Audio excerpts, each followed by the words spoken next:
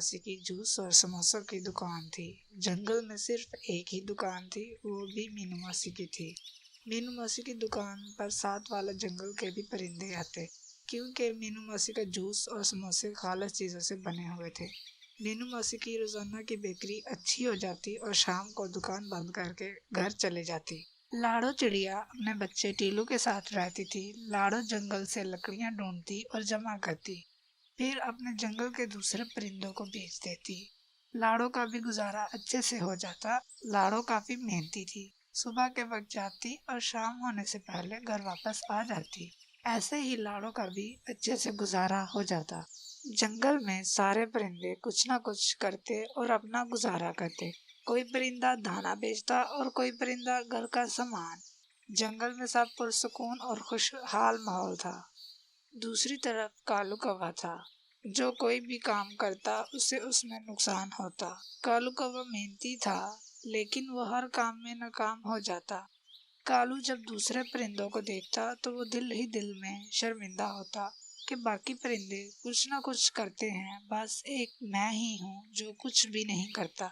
अब मेरे पास जमा पूंजी भी नहीं रही, कुछ ही पैसे रह गए हैं, आगे मेरा गुजारा कैसे होगा। कालू कौवा लाड़ो के पास जाता। लाड़ो को भी कालू कौवे के बारे में सब पता था। कालू लाड़ो से काम के बारे में मशवरे के लिए जाता। कालू लाड़ो को बताता, मैं जो भी काम करता हूँ उसमें नाकाम हो जाता हूँ। लाड़ो बहन, अब तुम ही बताओ मैं क्या काम करूँ, कौन सा काम करूँ जो चल जाए और मेरी भी जिंदगी सुकून से गुजरे। लाड़ो कालू की सारी बात सुनती और कहती, कालू भैया मुझे 2 दिन का वक्त दे, मैं आपके लिए काम ढूंढती हूँ। कालू लाड़ो के घर से वापस आ जाता। दूसरी तरफ मीनू मौसी, जिसके जंगल में सिर्फ एक ही दुकान थी और ना ही कोई जूस बेचता और ना ही समोसे, इसीलिए मीनू मौसी की बिक्री अच्छी हो जाती। मीनू मौसी दिन ब दिन लालच में आ जाती और अपनी चीजों में मिलावट करना शुरू कर देती ताकि कम खर्चे में ज्यादा बचत कर सके। मीनू मौसी की दुकान का नाम और मीनू मौसी का नाम साथ वाले जंगल में भी मशहूर था। नीलू कौवा साथ वाले जंगल में रहता था।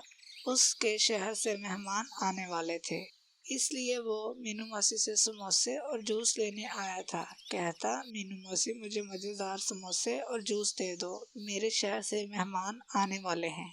मीनू मौसी ने मिलावट शुरू कर दी थी। मीनू मौसी जूस में पानी और समोसे पुराने तेल से बनाती, जिसकी वजह से जूस और समोसों का जायका बदल जाता।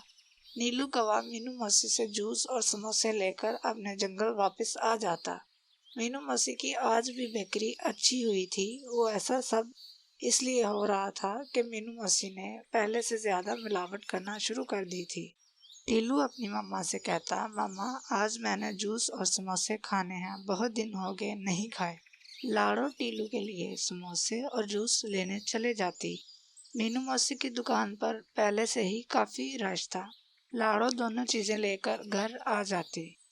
जब टीलू और लाड़ो समोसे खाते तो उनका जायका अजीब था, जब जूस पीते तो वो फीका और बद जायका था।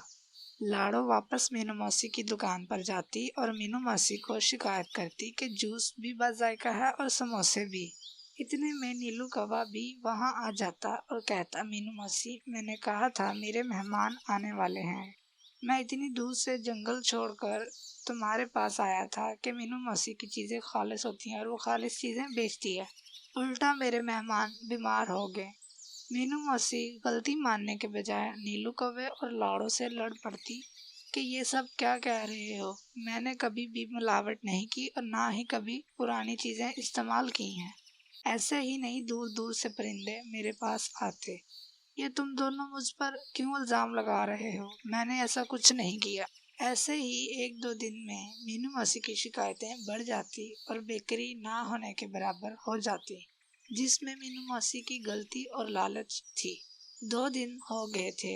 कालू कौवा फिर लाड़ो के पास जाता और बोलता, लाड़ो बहन 2 दिन का कहा था, क्या कुछ इंतजाम हुआ मेरे काम का। लाड़ो कहती, हाँ कालू भैया इंतजाम हो गया है, अब आप जंगल में जूस और समोसे की दुकान खोलोगे। कालू बोलता, लाड़ो बहन क्या बोल रही हो, जंगल में पहले ही एक दुकान है और वो भी मीनू मौसी की। मीनू मौसी को जब पता चलेगा तो वो तो हाथ धोकर मेरे पीछे पड़ जाएगी। लाड़ो बोलती, कालू भैया मुझे सब पता है, पर मीनू मौसी ने कुछ दिनों से मिलावट शुरू कर दी है, जिसकी वजह से पास वाले जंगल से भी शिकायतें आ रही हैं। मैं इसीलिए कह रही हूँ आप भी दुकान खोल लें। कालू के पास पैसे कम थे दुकान के लिए। कालू लाड़ो को बताता, मेरे पास पैसे कम हैं। लाड़ो कहती, कालू भैया आप फिक्र ना करें, मेरे पास पैसे हैं, हम दोनों मिलकर दुकान खोलेंगे। कालू मान जाता और दुकान के लिए इंतजाम करना शुरू कर देता। लाड़ो के पास एक और जबरदस्त आइडिया था। लाड़ो ने दुकान की ओपनिंग के लिए एक ऑफर लगाई थी, जिसमें पहले दिन सब कुछ फ्री होगा। लाड़ो इस ऑफर के लिए इश्तेहार बनवाकर पूरे जंगल में लगा देती और कालू को भी बता देती। अगले दिन दुकान खोलते, आहिस्ता आहिस्ता काफी रश हो जाता। सब परिंदे जमा होना शुरू हो जाते और कालू और लाड़ो की दुकान पर काफी रश भी हो जाता और ये खबर साथ वाले जंगल में भी आग की तरह फैल जाती और वहाँ से भी काफी परिंदे आ जाते। फ्री ऑफर की वजह से कालू और लाड़ो को काफी फायदा होता और दिन ब दिन दोनों तरक्की करते और दोनों कामयाब भी हो जाते। कालू का भी काम बन गया और लाड़ो ने भी लकड़ियाँ बेचनी छोड़ दी। अब मीनू मौसी को अपनी गलती का एहसास हो गया था और मीनू मौसी का काम भी पूरी तरह से बंद हो गया था। मिलावट की वजह मीनू मौसी की लालच थी। इसी लालच ने मीनू मौसी को कहीं का नहीं छोड़ा। कुछ दिन बाद लाड़ो और कालू एक पार्टी रखते अपने सक्सेसफुल बिजनेस के लिए। उसी में मीनू मौसी को भी बुलाया था। सारे परिंदे लाड़ो के घर इनवाइटेड थे। मीनू मौसी के पास मौका अच्छा था। मीनू मौसी सबके सामने अपनी गलती तस्लीम कर लेती और बोलती, ये सब मेरी लालच की वजह से हुआ है। सब मीनू मौसी को माफ कर देते और मजे से पार्टी एंजॉय करते। तो दोस्तों, आज की इस वीडियो का मकसद सिर्फ ये था कि लालच बुरी बला है और अपनी चीजें मिलावट से पाक और धोखेबाजी से नहीं बेचनी चाहिए और ना ही किसी को धोखा देना चाहिए। दोस्तों, आज की वीडियो अच्छी लगी तो लाइक कीजिए और अपने दोस्तों के साथ शेयर करें। फीडबैक देना मत भूलिएगा। अगली वीडियो तक के लिए अल्लाह हाफिज। एक जंगल में लाड़ो चिड़िया अपने 2 बच्चों के साथ रहती थी। लाड़ो का शौहर गुजर गया था, इसलिए सब कुछ लाड़ो को खुद करना पड़ता। लाड़ो चिड़िया बहुत समझदार और हिम्मत वाली थी। उसने कभी खुद को अकेला नहीं समझा और वो अपने दोनों बच्चों का खुद से ख्याल रखती। लाड़ो की एक दोस्त भी थी, बबली चिड़िया। वो अपना काम करके लाड़ो के घर चले जाती और लाड़ो के बच्चों का ख्याल रखती और उनको जंगल के बारे में बताती। जंगल में दूसरे परिंदों के बारे में भी बताती कि किन परिंदों से बचकर हमें रहना चाहिए। जब शाम को लाड़ो अनाज लेकर घर आती तब बबली अपने घर चले जाती या फिर कभी कभी बबली भी इनके साथ रुक जाती, क्योंकि बच्चे भी बबली से बहुत प्यार करते थे। ऐसे ही लाड़ो के घर का गुजारा होता और दिन गुजर जाते। कुछ अरसे बाद वहाँ से किसी खौफनाक चील का गुजर होता तो उसकी नजर लाड़ो के घर पर पड़ जाती और वो वहीं बैठ जाता और ताक में रहता कि इस घर में कितने परिंदे हैं ताकि मैं अपनी पेट पूजा कर सकूं। चील ने अपना वहीं घोंसला बना लिया और वहीं रहने लगा ताकि इस घर के साथ साथ दूसरे परिंदों पर भी वो नजर रख सके। अगले दिन लाड़ो अनाज लेने के लिए जाती तो लाड़ो की नजर चील पर पड़ जाती। लाड़ो चील को देखकर हैरान थी कि इस जंगल में तो पहले कोई चील नहीं था, ये कहाँ से आ गया। लाड़ो चील के पास जाती और पूछती, चील भैया आपको इस जंगल में तो पहले कभी नहीं देखा, आप कब आए। चील तेज था और झूठा भी। चील झूठ बोलता कि मुझे मेरे जंगल से निकाल दिया, झूठा इल्जाम लगा के, तब से कभी कहीं तो कभी कहीं। इस जंगल से गुजर रहा था तो मैंने सोचा यहाँ के परिंदे अच्छे होंगे, इसलिए मैंने यहीं पर ही घोंसला बना लिया। चील बोलता, अगर आपको मेरे से कोई खतरा है तो मैं आज ही यहाँ से चला जाता हूँ किसी और जंगल की तलाश में। लाड़ो को भोलापन दिखाता और लाड़ो इस पर यकीन कर लेती और बोलती, चील भैया वो सामने मेरा घर है, मेरे 2 बच्चे भी हैं और वो घर ही होते हैं जब मैं अनाज के लिए जाती हूँ। अगर किसी चीज़ की ज़रूरत हो तो आप शाम के वक्त मेरे घर आ सकते हैं, अगर कुछ चाहिए हो तो। चील बोलता, ठीक है बहन, अगर किसी चीज़ की ज़रूरत हुई तो मैं आ जाऊँगा। लाड़ो वहाँ से चले जाती। लाड़ो के जाने के बाद चील बच्चों को खाने का प्लान बना लेता और खाने के लिए जाने लगता। तो वहाँ पर लाड़ो की दोस्त बबली घर आ जाती। चील बबली को देखकर परेशान था और बोलता, लाड़ो ने तो मुझे कहा था मेरे 2 बच्चे हैं और मैं अकेली हूँ और ये मनोज कौन आ गई। बबली लाड़ो से ज्यादा तेज थी और वो इतनी जल्दी किसी की बातों में नहीं आती। कुछ देर बाद चील लाड़ो के घर चला जाता और सीधा लाड़ो के घर के अंदर चला जाता। बबली चील को देखकर खौफजदा तो हो जाती, पर वो सब्र से काम लेती। चील वैसे ही जैसे लाड़ो का यकीन जीतता, वैसे ही बबली पे भी ट्राई मारता, पर बबली लाड़ो से ज्यादा तेज थी। चील वही दुख भरी कहानी बबली को सुनाता। बबली को यकीन तो नहीं आता, पर उसके सामने उसके दुख में शरीक हो जाती। चील अपनी कहानी सुनाता और कहता, मैं तो बच्चों को देखने आया था कि बच्चे ठीक तो हैं, बच्चों को कुछ चाहिए तो नहीं। बबली कहती, बच्चों को किसी चीज की जरूरत नहीं, मैं इनके पास हूँ, आपके आने का शुक्रिया। और चील वहाँ से चला जाता। बबली को चील पर शक था और वो लाड़ो का इंतजार कर रही थी।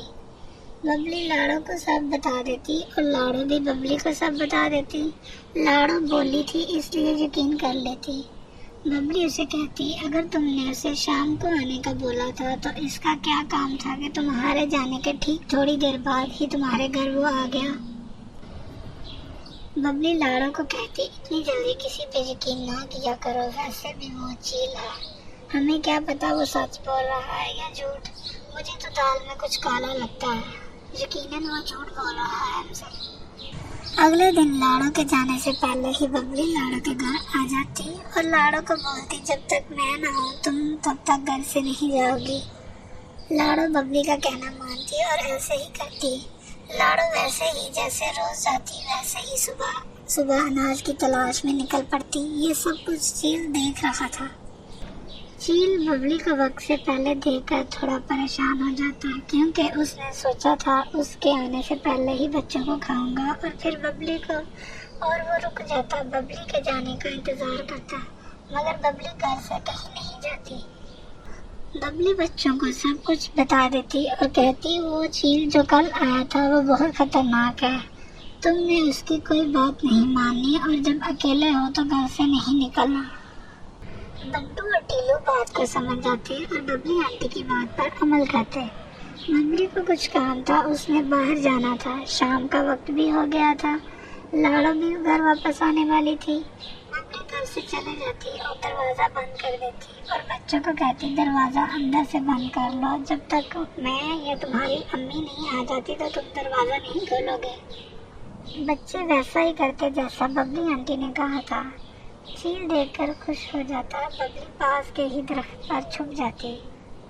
चील लाड़ो के घर के पास चला जाता, इतने में लाड़ो भी वहाँ आ जाती और बबली उसे अपने पास ही रोक लेती और बोलती, देखो अब आगे क्या होता है। बबली ने लाड़ो को सारी बात बता दी थी। वो दोनों चील पर नजर रखे हुए थे और उसे देख रहे थे कि चील आगे क्या करता है। चील बच्चों को दरवाजा खोलने का कहता और बच्चे दरवाजा नहीं खोलते। चील कहता, मुझे तुम्हारी अम्मी ने भेजा है कि मेरे बच्चों पर नजर रखना।